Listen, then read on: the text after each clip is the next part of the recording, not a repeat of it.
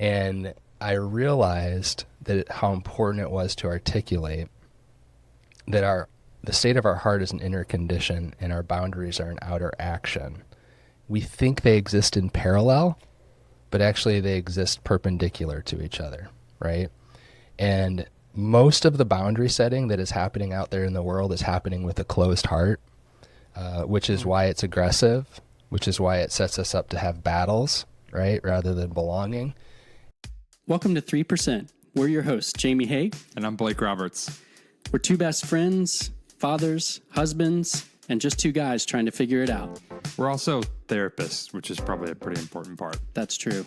And we believe that at our best, people are 97% honest with themselves and others. And it's that hidden 3% of emotions, needs, desires, and behaviors that we keep to ourselves that keep us bound to shame and loneliness, from which many of our issues stem.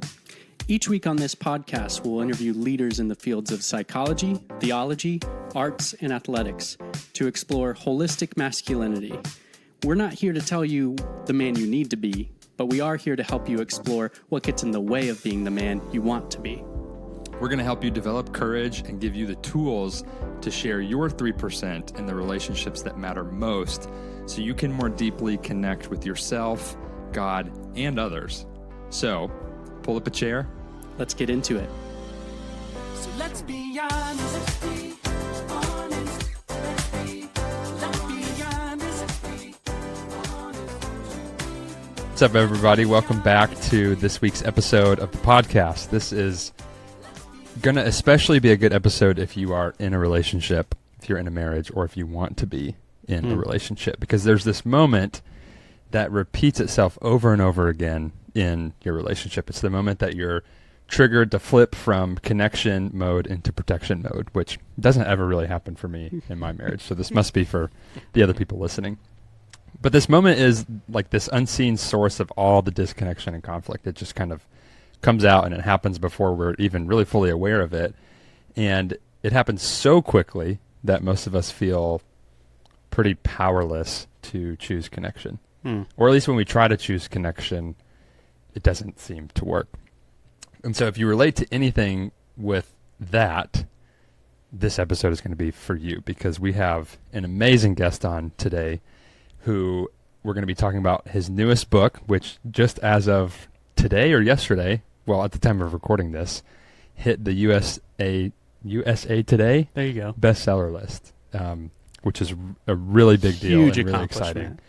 So we're talking to Dr. Kelly Flanagan today about his new book, The Road Less Triggered, which is going to empower you to disrupt your defensiveness, turn inner turmoil into inner peace, and connect with clarity, curiosity, and compassion. It's awesome that you got hung up on the word clarity. Shut up. Kelly is an author, a speaker, a coach, a clinical psychologist with over 2 decades of expertise in interpersonal relationships. He has been featured in things like The 5 Love Languages, The Today Show, Success Magazine, and his proprietary frameworks are going to take your relationships to a level that traditional communication strategies can't touch. Kelly's married. He's got 3 kids.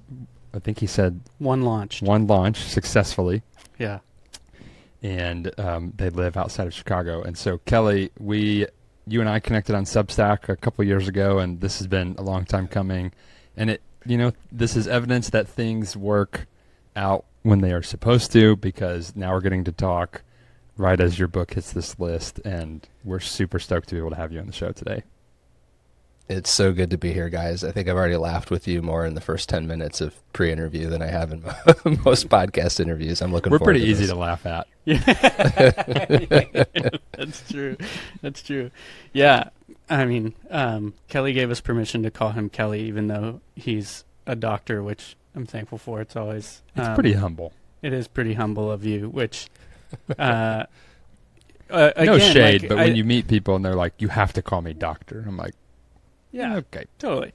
But I think another part of that humility is the extension into Kelly's written 4 books. This is the 4th of them. So as you hear this conversation, don't just stop at this book. Go back and find his other ones. But we're huge on celebration. Kelly told us just before we started that he hit that bestseller list. And so, yeah, just a huge accomplishment. Wanted to celebrate that again on the show itself. What a moment of validation of your perseverance as a writer and a clinician.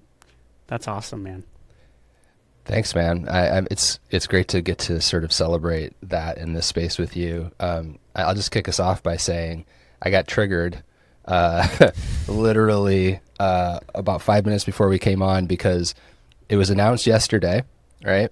And then today they put it in, because it's in the top 50, they put it in the actual USA Today print newspaper. So I was running around all over town right before this recording to get a copy of the newspaper, and not a single gas station or either of the two hotels in town carry they all have the stand with USA Today written on it, but they don't carry the actual newspaper anymore. I know. So I'm running in the door. My wife is working from home today, and our 18-year-old, our second, is sort of in between classes, and he's home making lunch.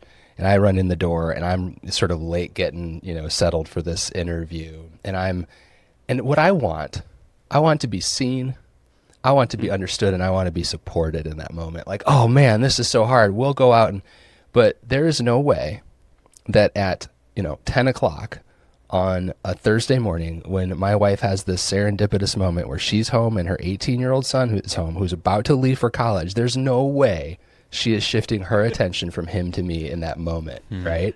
Sure. And it was triggering for me. And in the past, before a lot of what we talk about in this book, it could have sent us into one of those rupture and repair cycles that takes weeks, But today I was sort of able to recognize what was happening in that moment, what I was wanting and not getting, and what was hurting about that, and sort of own that and work through that relatively quickly, and just sort of celebrate the fact that mom gets to be with her son here in this special space for a few minutes, and I just have to learn how to be with my loneliness for a few minutes, and that's okay. So anyhow, really a tangible example, right, as we're getting into the show. Oh yeah. You also just blitzed through what sounds like a lot of work you've done on yourself. Yes. It's like, here's this 30-second example of years of work. I mean, we could just spend the whole rest of the episode talking about what it even means to sit with your loneliness for a minute. Sure. Right. Sure. Yeah. Well, and that is, I think, the promise of the book, and the process that I lay out, like sort of the practical process in the book, is that it does turn 30 days into 30 seconds. It doesn't mean that you are never triggered again. It's not the road never triggered, right? It's the road less triggered. But truly, like a moment like that, 10 years ago, it could have been a 30-day, 2 weeks worth of rupture, 2 weeks worth of repair, and then you sort of get back to that sort of uneasy detente where it's going to happen again, but at least you seem to be okay for now. You can forget it for now, and really to sort of move through it in 30 seconds that quickly was that's the promise, is 30 days to 30 seconds. Can you say what you said one more time, just so everybody hears it again? I think this is like which part? You said it's the road less triggered. Oh yeah. Not the what? Say that part again. The road untriggered. Yes, or the road not triggered. Yeah. We've all got a nervous system for a reason. We wouldn't be here without it, and so to all of a sudden sort of wish we didn't have a nervous system that reacts to things is probably not fair to this very valuable part of us that got us here, and we'd really be in trouble without it. I mean, honestly, in some situations. So to recognize that we are going to get triggered, but there just happens to be more going on underneath the hood of most of our triggered moments than we realize. And once we start to get the hang of it, we can move through them much more quickly and with much less damage done, and actually even deepening our connection to our people in the process. I already have more questions. Yeah, same. This show is listened to by, it's getting closer to 50-50, but it's still more men than women. And we as therapists work primarily with men, and a lot of times what we hear is, I don't even know what I'm feeling. And so when we start to talk with a guy about his triggers, and I also want you to explain a little bit more, because you mentioned it a few times, what a rupture and repair cycle is, like what what does a rupture look like in a relationship? How do you identify that? But I also want to define what a trigger is first. okay, before let's we start keep there. going. Let's define Yeah. what a trigger is, and whatever else you would want to say about that, and then if that feels easy to transition into rupture and repair in the relationship. Yeah, and I want to speak to that guy too, who will say like, I don't know what my feelings are. Like, where do I start? Those are all great questions. I mean, so triggered is a word. I think that has sort of been hijacked by our culture. Like you get like a TikTok influencer who gets the wrong kind of cold foam at Starbucks, and suddenly they're telling a million people that they're triggered, and like I think in that sense it gets so watered down it doesn't mean anything. And then I'm a clinical psychologist, right? And you guys are therapy. Like triggered for us also has a clinical sense to it. A combat veteran who's triggered when a car backfires. It's very much a related to sort of a psychological disorder. I'm not talking really about either of those. In this book, I'm using the word triggered the way people use the word triggered with me when they're getting help and when they're growing and when they're transforming and healing and getting more connected. It's, this is what people say. Like, yeah, we were having a perfectly good day and then she triggered me. Or we were having a perfectly good day and then I got triggered. And what I would say, the way that I'm laying it out in this book, is that there's a 3-part process that happens in those moments. Number 1, your nervous system gets activated. And it doesn't have to be a huge activation. I often use the metaphor of like a furnace to describe it. So our nervous system usually doesn't go from nothing to full blast like a furnace. There's that early moment where the pilot light kicks on, and you can sort of hear it go whoosh. And so there's that triggering moment where the pilot light in our nervous system kicks on. And then we close our hearts to this moment. Our sort of psychological, emotional, spiritual reaction is, I don't want to experience this anymore. I have to do something about this. And then third, we make the choice to let that happen, to continue to close our hearts. And when we've done that, we have chosen to shift from connection mode into protection mode. And everything that happens after that is sort of doomed to failure because it still looks like you're trying to connect, but you're in protection mode, so you don't have the capacity for it, right? You're actually advertising that you're connecting when practically you're protecting yourself. So that's how I think of triggered. Nervous system kicks on, heart closes to what's going on in this moment, and ultimately, even though it happens quickly and unconsciously, you choose to let that closing happen. And this book is about restoring your choice in that moment. It's not about like neutralizing the nervous system. That's never going to happen. It's about when you feel your heart start to close, restoring your sense of choice to open back up and stay in connection mode, fully participating with this moment. Does that make sense? Yes. Hey, we want to pause real quick and let you know about something. We know a lot of you don't just want more content. You want connection, you want practice, you want tools, you want depth. And that's why we created The Basement. It's our private community for anyone who's ready to go beyond surface level and actually engage their emotional lives. So every month we release a deep dive Q&A episode that's only available inside the community. We answer real questions from real listeners in a more intentional way than we do on our regular feed. We also share guided reflections and practical tools to actually help you apply this stuff. And you'll be connected to other people who are doing the work too. It's $10 a month or $100 for the year, and you can cancel anytime. And honestly, even if you've been listening to our podcast for a while and you're not sure how much you'd use The Basement, becoming a member is still a great way to support what we're building. It helps us create more spaces, more conversations, and more resources for anyone who wants and needs them. So check out the link that will be in the show notes. If you're ready for more than just listening, come join us in The Basement. Something I want to hone in on is it seems very intentional that you said restoring your sense of choice. That's right. I have ideas as a therapist of why you chose that specific language, but for somebody who's listening who's not a therapist, what does that mean? Restoring your sense of choice. Yeah.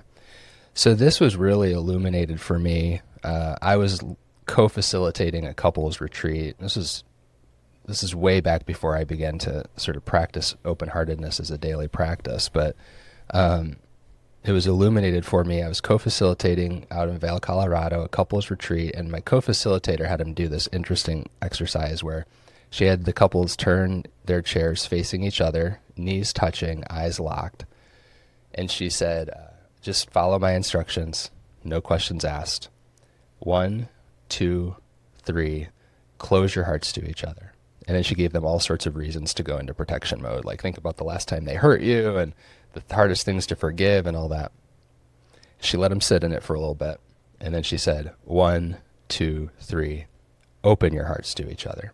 And she listed all the reasons to go into connection mode. Think about why you married them in the first place and all the things in your life that wouldn't be possible without them. And let them sit in that for a while. And then she said, 1, 2, 3, close your hearts to each other. And she alternated like that for like 10 or 15 minutes. And she brought them all back into a group and debriefed. And they all agreed, like, yeah, it felt like this in my body when my heart was closed and like this when it was open. And she said, good, now you know what the two states feel like, but this is what I really wanted you to take away from that. You had a choice, right? You had a choice. You were choosing to open and close your heart. I just did this exercise with families, ages 6 to all the way up to parents, at a family event out in Colorado again, this time in Breckenridge. And we shared out afterwards the experience of it. And one guy said, you know, when I was just sitting here with my wife, consciously choosing it, it felt really yucky. It just felt gross.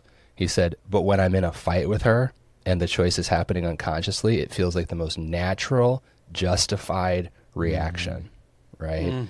And so what we want to do for people is restore that awareness that we're making an instantaneous choice to close our heart and restore that sense that in this moment, I am empowered to choose to keep my heart open, and that's going to feel way better tomorrow than the choice to close my heart today, no matter what my nervous system is telling me I need to do.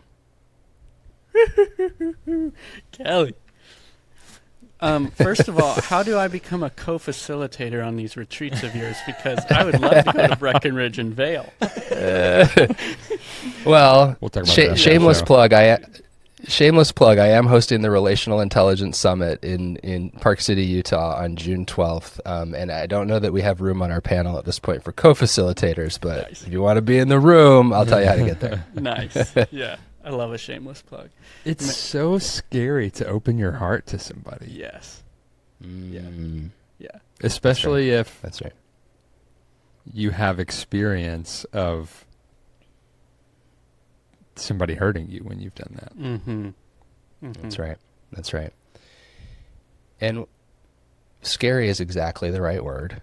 Vulnerable, right, is the other side of that scary coin. And it's such a good word because scary is synonymous with unsafe, right? And I think it's so important in our triggered moments to just acknowledge that some part of me, if I'm closing my heart, some part of me doesn't feel safe in this moment.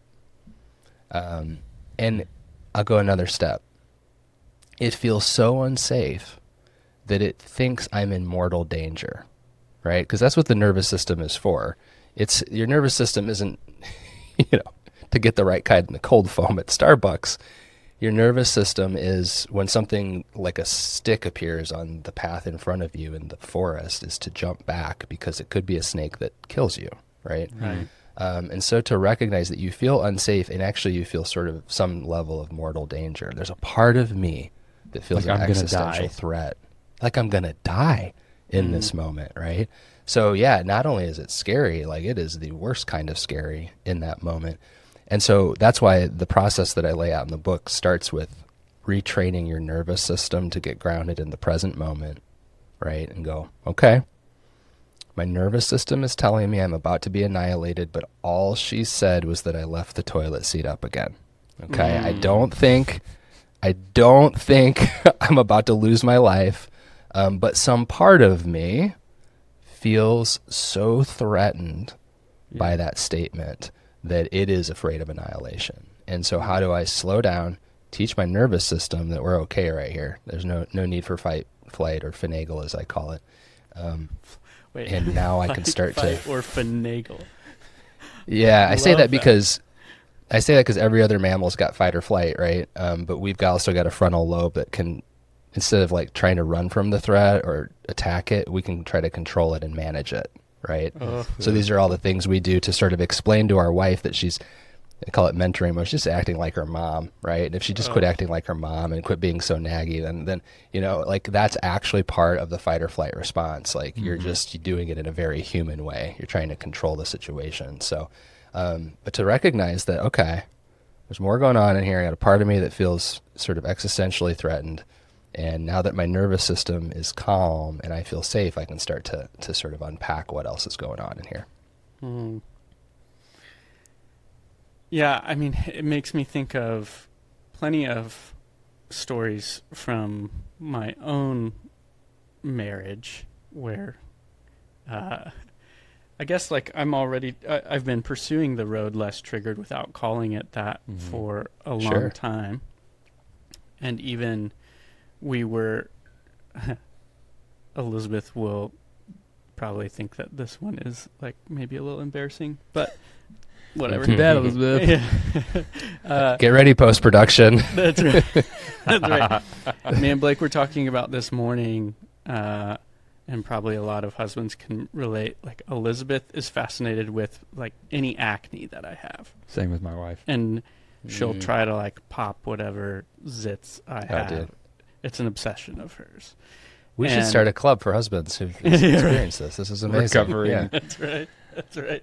And Wives who wanted to be wives who wanted to be dermatologists deep down, and now they're practicing on us. Well, and the problem is like I have some big T trauma of sexual abuse. So non-consensual touch is a problem for me.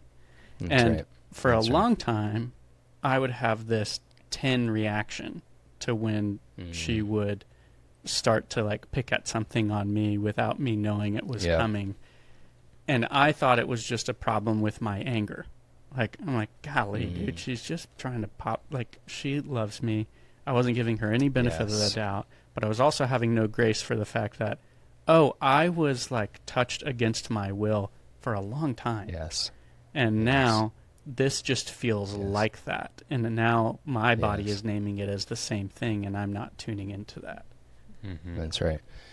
Yeah, it's one of the things thanks for sharing that, Jamie. I appreciate that. One of the things I share in the book is some work by, I think it's Dr. Bruce Perry, I think is his name in the book, What Happened to Me. He says the big mindset shift, it's sort of a conversation between he and Oprah. The big mindset shift is from asking what's wrong with me to asking what happened to me. And he does a better job than most psychiatrists or neuroscientists that I've seen articulating that the brainstem can't tell time.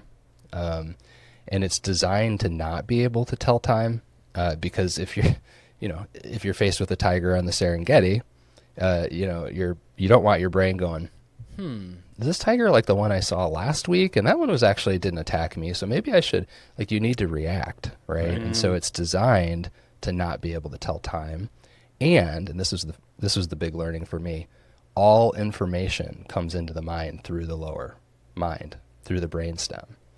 So what we have to be able to do is we have to be able to bring our higher mind online in order to make decisions about non-life-threatening situations. And one of the important ways of bringing our higher mind back online is learning to tell time about this experience, to be able to articulate that, this experience feels like that experience, and the similarities are getting interpreted the same for my brainstem, but up here in my higher mind, I can see the difference between those two things.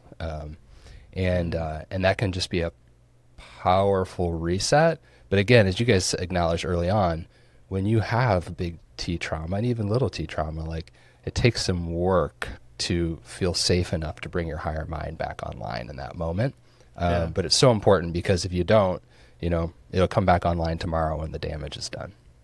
Well, I think the little T ones might be harder to tell time with, probably. Like, it takes more sitting with. What did Dan Allender say? He said, "What's the most? What is the most subtle is the most satanic." And I think it's because of this, because like I can pretty easily look back and go, "Oh, okay, I was touched against my will. That feels like that. That's a pretty glaring connection." But maybe like the smaller T things that actually informed how I'm avoidant in attachment might be a little harder for me to go, "Oh, this looks like that." Yeah, boy, it's such a good point. And I do see a lot of people get stuck at this point in sort of the journey. They're worried that, oh my gosh, if I lift up the hood and look underneath there, I'm going to find big T trauma, so they don't want to do it. Or they've done it, and they're like, I don't see any big T traumas. There must be something wrong with me that I'm reacting this way. And in the book, and I already articulated it for you, and I'll put it in context. I go even beyond small T trauma to talk about ordinary trauma, like ordinary trauma of being a human being that comes into the world completely dependent upon other human beings, and under the assumption that we're all just here to be connected and together and to love each other, and then to discover over and over again in ordinary ways that we don't always love each other. Oftentimes we hurt each other. We are at the very least separate from each other, which is like for a kid, like, oh no, like we're separate, and I need to figure out how to maintain the attention of the tribe so I can survive. And so what I discover oftentimes is that in every triggered moment for anyone, regardless of sort of how even idyllic their childhood was, they're still human. And so they still are carrying some of that fundamental pain of loneliness that we experience as kids, the separation and this loneliness. And again, I try to like operationalize loneliness or get clear about what I mean. I mean feeling unseen, misunderstood, or unsupported. Those three pillars of loneliness. And as a child, as an adult, it's like, oh, if I feel unseen, I'll just text 100 friends and see, who texts back, and I'll get a conversation going. But as a kid, if you feel unseen, misunderstood, or unsupported, your status in the tribe, your sense of safety is erased. And so loneliness is an existential threat as a child. And so I have to encourage people that as you start to sort of settle into your triggered moments and get familiar with the pain points that are sort of playing out inside of you under there, it might be ordinary human pain of loneliness and disconnection, and that this person in front of you is supposed to fix for you, and they're not doing it. They're not playing the game the way you want in this moment, and so now it's revisiting on you, and you're once again jumping into protection mode to protect yourself from that. That makes me want to throw my microphone. In a good way or a bad in a good way? In a good way. Okay. Yeah. All right. If it's I don't know why I have this reaction, but I've done it with clients in my counseling office. When they do something awesome, I'll like chuck a pillow across my counseling office. That's awesome. At them? No. Normally at my bookshelf. You just I'm throw like, something I at just them. want That them was to see, so like, good. Yeah, I mean, it elicits a physical reaction in me. It should let it out somewhere. I love that. I could. We do get take a that. picture of sitting on your therapy. Yeah, that's great. We do get that Yeah. feedback from listeners and guests on the show that their favorite thing is how you respond to things they say. You always have such like a visceral Let it out, dude. response. Yeah, I love it. Are you aware, Jamie? Are you aware of that being one of your superpowers, or is it just a natural thing for you? It's been pointed out a lot now, but Yeah, it wasn't okay. something Yeah. I tried to intentionally do. Like my Yeah. first client Like- that I did that with Yeah. was when she had a very courageous boundaried conversation with her mom that she had been waiting to do for 5 years, and it didn't go the way she hoped it would. But I was like unbelievably stoked she had the conversation, and so I like slammed a pillow on the ground because I was just like, so I wanted her to see how Yes. much energy she deserved to feel towards how life-giving it was to choose courage, even in the face of not being met in your courage. Oof. Well, and that's just this like you're literally providing a visual representation of her feeling, I see you, I understand what you just did, and I support what you just did, even though it didn't. I mean, like literally, like it's a completely unlonely moment for her because Yeah. she's seeing you do all of those things, which is really powerful and healing. Yeah, cool, man. Yeah. Okay, I have a question. Let's talk about anger Okay. in our relationships. I also want to talk about boundaries before we finish. Okay. I'm sure these go together. I say this because one of the questions I have for you is something that you talk about in the book, or that you emphasize, is this need to cultivate calmness before connectedness, and not the other way around. And so I'm curious why that's important and why so many of us do it backwards. And what I'm specifically curious about is I see a lot of the clients that I see are would be sort of the stereotype of a people pleaser. And this is me. This is my story too. So a low sense of self, just meaning a lot of internal shame, even if externally you wouldn't think that person has a lot of shame. Right. A fear of conflict, so an avoidance of hard conversations. A severe disconnection with their anger, meaning they suppress or move away from any of the anger that rises up in them in a conversation or in their partner doing or not doing something, in order to seek the calmness. And this is probably the biggest thing that I am working on in my story right now is I fit that mold historically of being very disconnected from my own anger, and the impairment of that historically would have not really been well, it would be like calmness and trying to maintain the peace and not rock the boat, and then it would come out as rage. But that would be like after a long time, or it would just sort of come out sideways as like depression, because I'm trying to suppress my anger, but it suppresses all this other stuff. So what I perceive the gift of my anger is that it helps me when I'm really connected to it, and I don't try to change it or control it or push it away first. It helps me advocate for myself. It helps me advocate for what feelings I have. It helps me advocate for what I need. It shows me what I care about, what I'm passionate about. So when I read that, like it's about cultivating calmness before connectedness, what I work with a lot of my clients, and then even I'm seeing in myself, is how can I, first of all, why? Yeah. And how can I cultivate calmness in a way that is not rejecting my anger, which then rejects the advocacy, and it's not even really calm. I'm just choosing this like this facade that I think is peace, when it's really just disconnection with a smile on it. Nice. Man, is that clear? Is that a clear question? Yeah, I mean, the term that comes to mind is like a spiritual bypass, right? Like looking sort of spiritually evolved, when what you've really done is you've bypassed the work of spiritual formation, right? You're putting on the facade of calmness rather than learning how to heal the places that are giving rise to the lack of calmness. So yeah, I totally relate. And in fact, in the framework that I lay out in the book, there are 3 parts to the process: getting calm, getting free, and getting connected.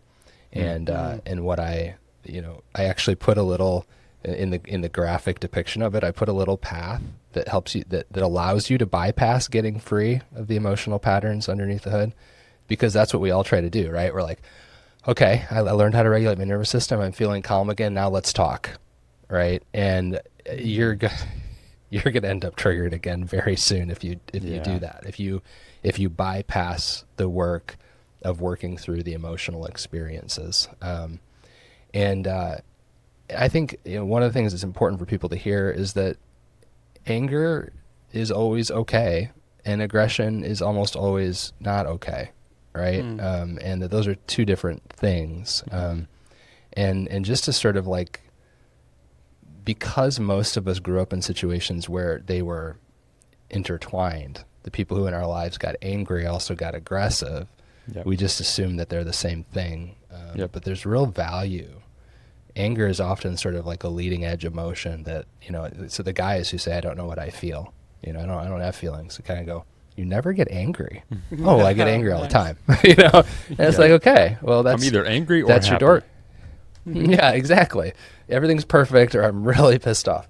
And it's like, that's, so you do have emotions, and you actually have a huge doorway that you could walk through into more of your emotional life if you're interested. But the problem is that usually when we get angry, we either discharge it through aggression or we manage it through mentation, like thinking, trying to think it and solve it, through. Yeah. And so that leaves guys with the impression that, no, I don't have feelings, I just have thoughts. And it's like, your thoughts are just feelings you're trying not to have, so, right? Like maybe just slow That's down good, when you're Kelly. overthinking, right? And that's personally what I've learned. I mean, when I'm overthinking and I can't disrupt that cognitive spiral, it's like, as soon as I feel whatever's trying to be felt here, my mind will immediately calm down, because that's most of what your mind is for, is to, in that moment, is trying to suppress that feeling. So, Yeah. I offer a framework in the book that I think people find really helpful, to think about how sadness and anxiety and anger go together. And the idea is that anger is just the safest way to feel sadness, basically. And so this is my experience of it somatically, is that, and in my work with people, is that sadness is really, and this is probably overstating it, but just for the sake of, having fun with this a little bit, that there's only one form of really emotional pain, which is sadness. And it starts in our gut, and it's very buoyant, and it's basically just wants to move up through our body. And say the same family thing in Breckenridge. I said, hey, raise your hand if you know how sadness likes to leave the body.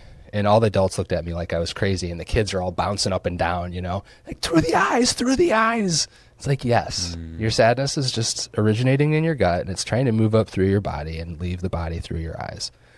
And what happens is, as it rises up through the body, as it gets around the area of our chest, people describe like a really thick, big feeling in their sternum. And as we start to become aware of it, we actually use our thoughts and our cognitions to block it. We use our psyches to block the rise of that sadness. And it's actually the clash of our sadness trying to rise up and our thoughts pushing it back down that creates a lot of that tension in your chest, right? So it's like, okay, anxiety is not emotional pain. It's just you blocking emotional pain as it's trying to rise up through your body. Now, some of us, either because we don't like the feeling of anxiety, or we're not good at blocking it there, or it just sort of gets past the goalie, the sadness starts to rise up higher. And what you'll discover, if you can really slow the tape down for people who get angry, they have a lump in their throat right before they get angry, right? They have a pressure at the back of their eyes right before they get angry. If you can really slow it down, but a lot of times it happens so fast. And basically what anger is we are transforming our sadness into anger and shooting it out of our mouth at the last minute before it can come out of our eyes as sadness, right? This freaking visual. Chill out, Kelly. Right? Is that right? So that's resonating. I know. Yeah. It's such a helpful simplification. So when I'm starting to get angry, the question is, what's the sadness I'm trying not to feel right now? Or what's the sadness I'm trying to make safe? If I'm starting to feel anxious, the question is, what's the sadness that I'm blocking right now? And every single time, 100% of the time, if I can let the sadness come through as sadness, I don't feel anxious, I don't feel angry, and my mind is quiet. Yeah, because if the anger can come out of my mouth with my words, I feel like I have a lot more control. Yes. Gives me the facade Yes. that I have control, because if I let it come out of my eyes in the form of tears, that's so vulnerable, and I'm putting it in your hands essentially to hold that vulnerability from me. But when it comes out of my mouth, I can just tell you what to do or not do. There's a lot of metaphors in the book. My editors a long time ago, they quit calling me out on mixed metaphors, and they're just like, okay, just use them all. So we love metaphors. Another metaphor Yeah, I know, right? As therapists, it's a way to sort of concretize Make sense that of all this abstract. opaque stuff. Exactly. So we moved into a rehabbed home a number of years ago, and they had put in a new sump pit because there'd been some water in the basement. And for like the first few years, it worked great. And then we had this big rain, and I went down to the basement, and it was like 2 feet high. And I went to the sump pit, and like a piece of construction debris had gotten lodged on the little float switch, so it was being anchored down. And I lifted up the debris, and the float switch popped up, and the kicked on pretty hard for about an hour. And then it worked properly after that. It would just gush as it needed to. So in the book, I talk about the 4 stages of relating to our sadness. And the first is, as kids, the sump pump works properly, right? Like they say you can't have a candy bar at the supermarket and you cry. It just comes out. But then we go through this stage where this debris gets lodged on our float switch, and whether it's people telling us you be a man, or only girls cry, or I'll give you something to cry about, or oh, stop it, you've got it good, you've got it so much better. I mean, there's all the things, right? Or just the kids in the 4th grade who've already got their debris on the float switch and make fun of you for not having yours on it yet. Right. And so we go through this stage, and for me, I went through a stage where my float switch didn't rise for probably 20 years, even into the first 10 years of being a therapist, if I'm being honest. And then there comes this moment where you're able to lift that debris off and the float switch. And a lot of times that can be a really intense sort of reemergence into your sadness, because there's, it's built up for 10, 20 years sometimes. And in my experience, that first sort of a reemergence of the sadness almost always happens in the context of a very, very safe relationship. People think you're going to go off and be alone and do that. I've never seen it happen. I've also never seen it happen in the relationship that triggers you the most, because it doesn't feel safe enough, right? Has to happen. And this is why therapists matter. And this is why good friends matter, and why, in my case, my wife was my person who I did that. I'm blessed to be able to say that. But the good news is, if you can allow that sadness to come all the way through, even decades of sadness, it will not last longer than 90 seconds. Yeah. And it's the suppression of the sump pump, right, of the sadness that causes it to play out in a long, draining sort of ebb and flow here and there. But if you let it come through, it passes pretty quickly. You will wake up the next morning with more joy, energy, passion, and creativity than you've experienced in your entire life, because all of your soul's energy was stuck behind that sadness, and now it's able to flow too, right? I have this happen all the time. A good buddy he texted me. I get so excited about this. It's freedom. I mean, you're free now. A good buddy texted me. He goes, "It happened." He told me the circumstances around it. He said, "Kelly, I'm walking on clouds this morning. I feel like I'm cheating life. This is, I can never remember feeling this kind of energy and vibrancy and passion." And then you go into the 4th stage, where now you know how to let it flow through when it needs to. One of the things I say in the book is you don't understand your way to feeling, you feel your way to understanding. So it starts to rise up in you, and you don't go like, I wonder what this is about and whether or not I deserve to feel it. You go, okay, let the sadness come through, and almost always, once it's through, you go, oh, that's what it was about. Okay. And then you move on with your day. So I get excited about that healing moment for people, and you can hear my energy around it. Yeah, I love your energy around it. Yeah, same. Permission to steal that metaphor and use it every day of my life with all my clients. Yeah, man. Yeah. Every time a listener hears us mention that, you will be like, you better get this book so we can talk about this metaphor. Yeah, that'd be amazing. I'd appreciate that. Yeah. Okay, I know we have a time window, so let's talk about boundaries. A few minutes left. But one of the things, and you say it early on, you spend a whole chapter on it, but you also say it early on in the book, is the truth is, you talked earlier about having an open heart towards your partner, or closed heart. And I think that applies to any relationship. I think it shows up pretty glaringly in marriage, but we have a lot of single people who listen to this. I'm sure you're familiar with having an open or a closed heart to someone in your family or to one of your friends. I think it still applies. But you said, the truth is, an open heart doesn't make your boundaries weaker. it makes your boundaries wiser. Yeah. Yeah. Can you help us understand what you mean there? Absolutely.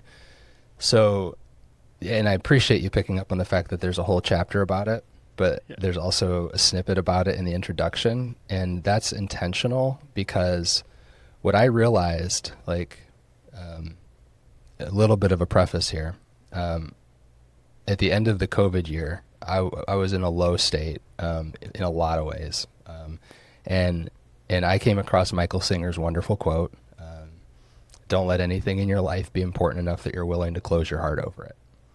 And I thought, man, most of what's broken bad for me in the last year is not just because of the situations, it's because of my reactions, and I keep closing my heart to everything. And so I set the intention, my New Year's resolution going into 2021 was moment to moment, I will notice my heart closing and try to open it back up. And then over the course of the next couple of years, I developed a process for myself and for my clients to help us do that in our triggered moments. So I got all excited. I was like, man, I got the secret sauce here. And I started to go out into the world and tell people about it. And I could feel people's hearts in the room close every time I would just lead with open-heartedness as if it was this great thing.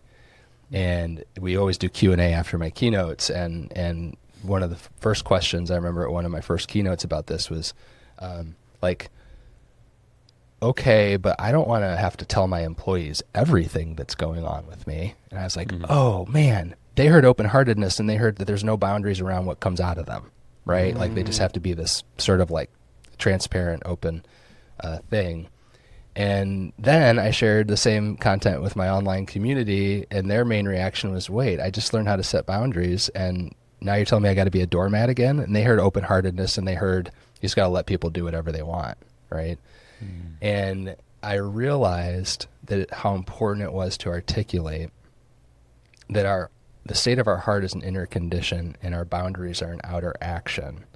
And they're not, we think they exist in parallel, but actually they exist perpendicular to each other, right? And most of the boundary setting that is happening out there in the world is happening with a closed heart, which is why it's aggressive, which is why it sets us up to have battles, right, rather than belonging. And one of the big, I think, payoffs of this book is starting to see that you can set boundaries with an open heart. And when your heart's open, you have connection to all of your deepest wisdom. You have connection to all of your communication tools.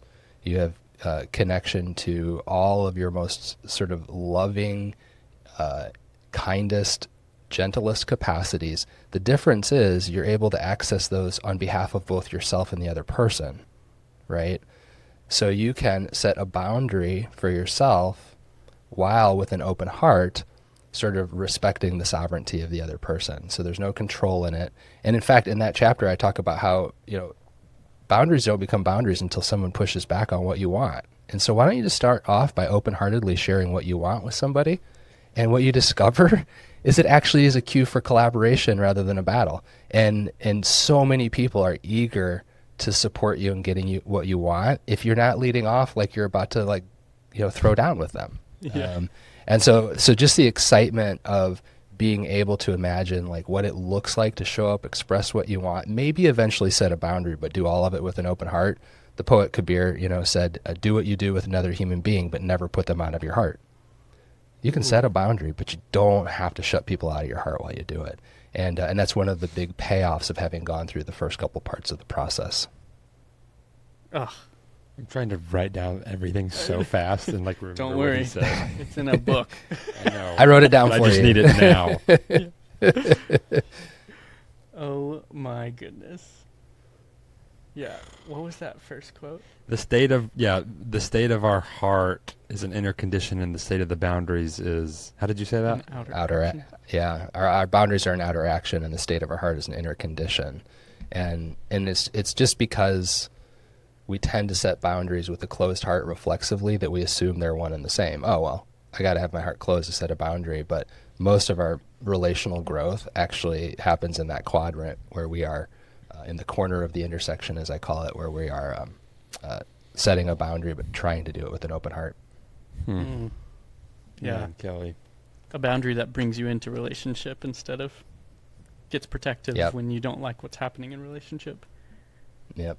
I'll never forget, like I have a good friend. We used to travel together a lot before we moved further apart, but we got to the airport. We were going with our wives to an APA conference, American Psychological Association conference in Hawaii, 9-hour flight from Chicago. We get to the airport. This is way back before, mobile boarding passes, and he prints out his boarding passes, and they've separated them on the flight.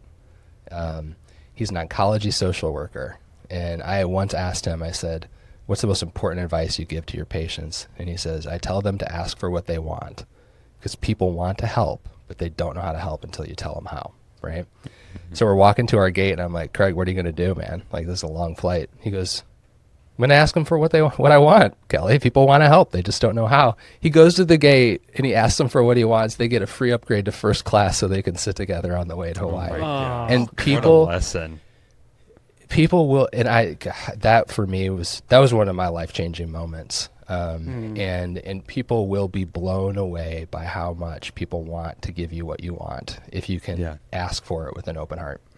Yeah, and then sometimes they won't, and it hurts like heck. Yeah. And then you get practice at learning how to feel that sadness and feel your way through that. And when you do, guess what? You're more resilient on the other side. Yeah. Mic drop. Yeah.